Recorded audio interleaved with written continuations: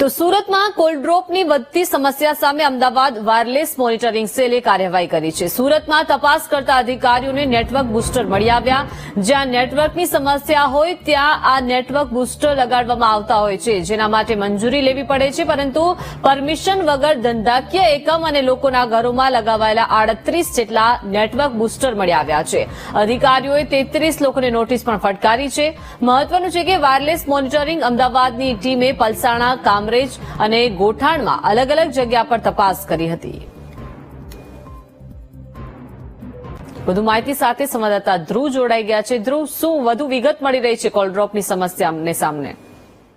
બિલકુલ, સુરતમાં અનેક વખત કોલ ડ્રોપ સમસ્યાને લઈને જે બુસ્ટર લગાવાતા હોય છે, નેટવર્ક બુસ્ટર લગાવાતા હોય છે અને તેને લઈને ક્યાંક આવા કોલ ડ્રોપની જે નેટવર્ક બુસ્ટર હોય છે તે ગેરકાયદેસર લગાવાતા હોય છે।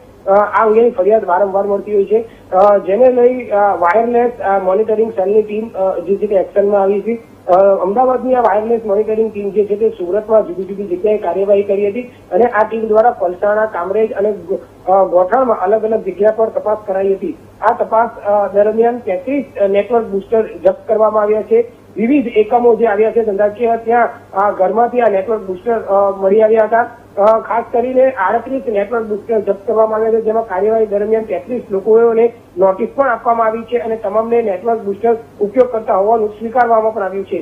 આ જે નેટવર્ક બુસ્ટર શેના માટે ઉપયોગ કરાય છે, તો ખાસ કરીને જયારે નેટવર્કની સમસ્યા હોય છે તે દરમિયાન આજુબાજુના તમામ નેટવર્કોને પોતાની તરફ ખેંચીને જે છે તે આપતા હોય છે અને મોબાઈલ કે નેટનું કનેક્શન વ્યવસ્થિત ચાલતું હોય છે અને આ બુસ્ટર લગાડવું એક રીતે ગેરકાયદેસર હોય છે, જેને લઈને આ પ્રકારે મંજૂરી વિના લગાવેલા તમામ જે નેટવર્ક બુસ્ટર છે તેની સામે હાલ અમદાવાદની ટીમ અહીં આવી હતી અને તેમણે કાયદેસરની કાર્યવાહી કરી હતી અને મંજૂરી વગર નેટવર્ક બુસ્ટર લગાડેલા હોવાની સામે જે પ્રકારે કાયદાકીય પગલાં લેવા જોઈએ તે તમામ સામે પગલાં લીધા હતા।